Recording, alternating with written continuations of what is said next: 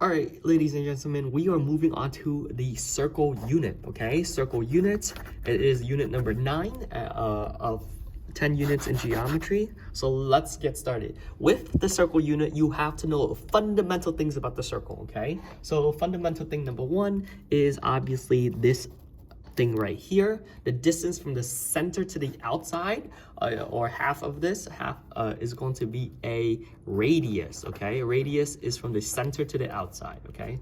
Center to outside.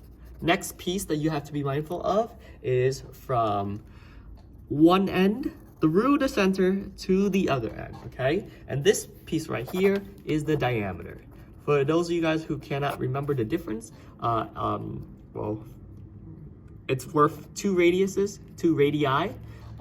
It's twice the radius, and also from outside to outside through the center, okay? Also, it looks like a giant D if you cover this up. So that's how you remember that it is the diameter. Next piece that you have to know, definition, is a chord. And a chord is basically from side to side, right? But without actually touching the center, okay? It's side to side, not touching center. Okay? And so these are the 3 basic vocabulary that you should know about a circle. You guys are going to be introduced to 3 more vocabulary that you guys should know, okay? First thing is this thing right here. Whenever you have a piece of the circumference, they call it an arc, okay? So it's basically part of circumference. They call it an arc. Whenever a line hits like just one point of the circle, barely, I should have gotten a ruler, but since I don't, I'll take this llama thing.